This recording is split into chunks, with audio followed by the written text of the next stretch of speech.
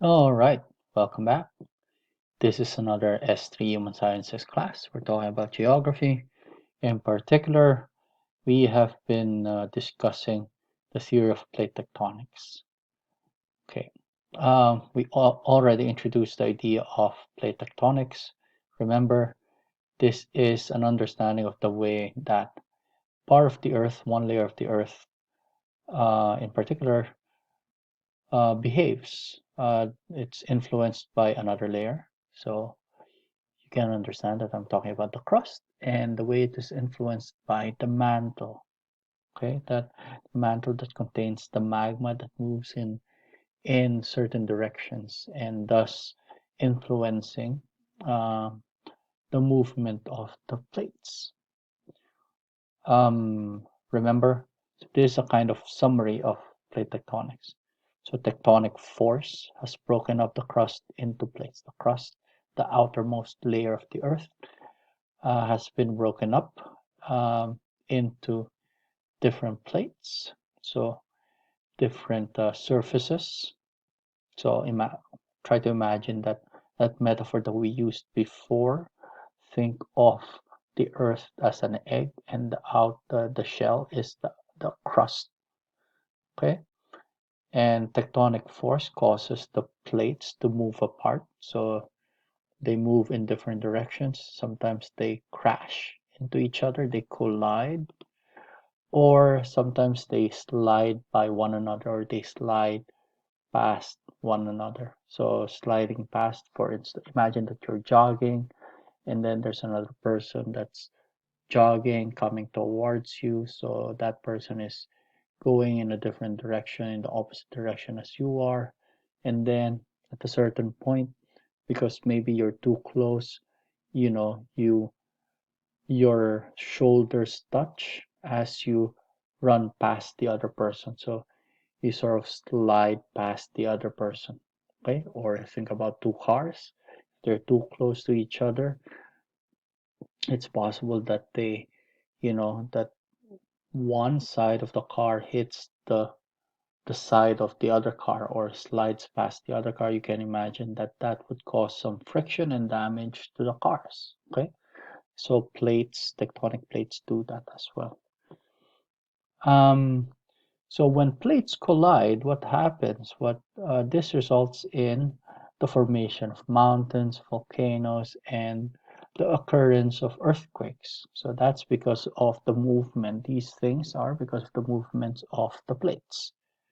Okay, and earthquakes, as I will explain a little bit later, that can also earthquakes can also result from plates colliding or brushing past each other.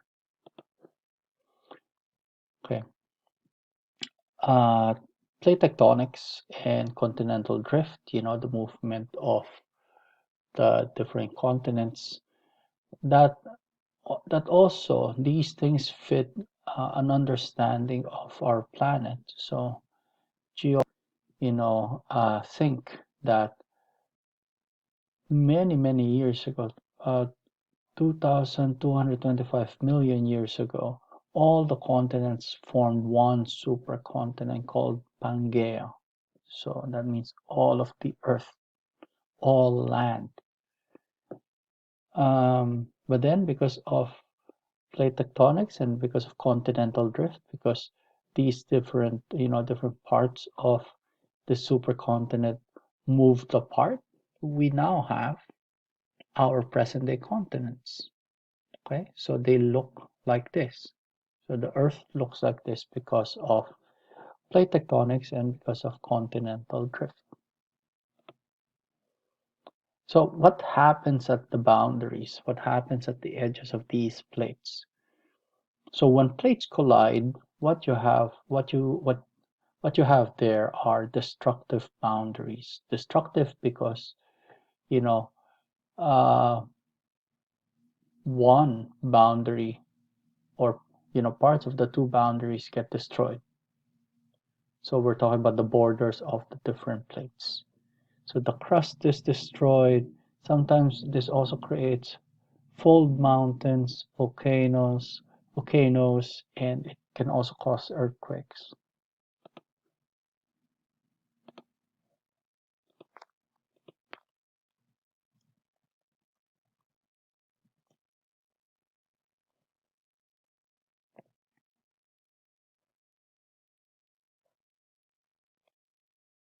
As you just saw, I googled some pictures. So these are fold mountains because of plates colliding.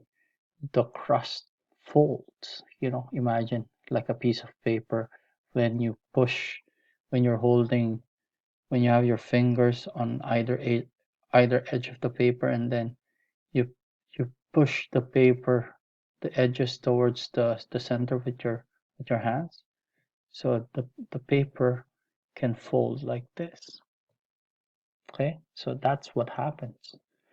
Now when the plates separate, when they move apart from each other, then you have constructive boundaries. Why? Because new land is created. So imagine that the plates separate, and then magma from the mantle goes up.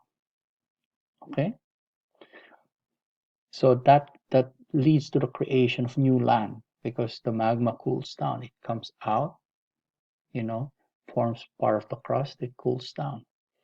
This can also cause volcanic activity. So this creates volcanic mountains, islands, and mid-ocean ridges. I'll talk about that in a minute or in another recording. So when you have plates sliding past each other, then you will have earthquakes and fault lines. Okay, so cracks in the you can say cracks in the crust. So let's take a closer look at these. So if you have constructive or divergent boundaries, meaning the the plates are moving apart. So the plate, for instance, one plate or two plates, they separate. Magma goes up, it fills in the gap there, that cools down, that becomes part of the crust. So if you're talking about a continental plate that has land on it, then you can create a rift valley. You see there or here. So that's the result of the plate separating, or moving apart, two parts of the plate moving apart. If you're talking about an oceanic plate, then that leads to the creation of mid-ocean ridges. I'm going to talk about mid-ocean ridges later. Now, if you have two boundaries, two plates that crash into each other, that move in separate direction, and then there's they're right next to each other, but one is pushing into the other one. So what you have there is subduction. So this is the process of subduction. Part of one plate that's moving into another goes down, and then it's melted.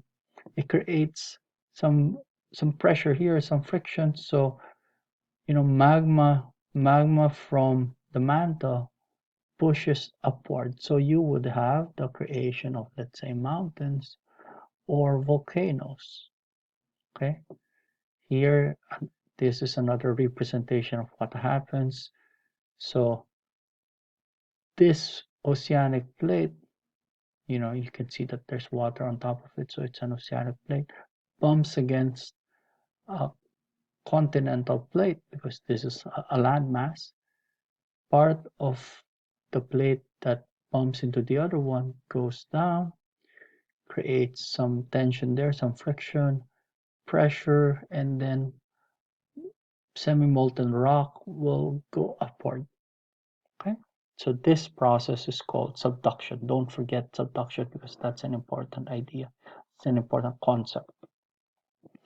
Now, if you have two plates sliding past each other, so you have this. So for instance, the Pacific plate going that way, and then the North American plate going this way. So what you have is a fault. So it's a kind of kind of crack, you might say, or a kind of yeah, a fault or a gap in between. And here in this area, what you would have because of the movements of these plates are earthquakes. So you would have plenty of earthquakes here. So imagine two things sliding past each other that creates friction. So they're moving in different directions. That, you know, that causes earthquakes. And we know that, you have more frequent earthquakes in this part of the world. Okay, I hope this is clear. And then in the next video, we're going to move on and talk about, I mean, still related, but we're going to talk about volcanoes and volcanic activity. See you there.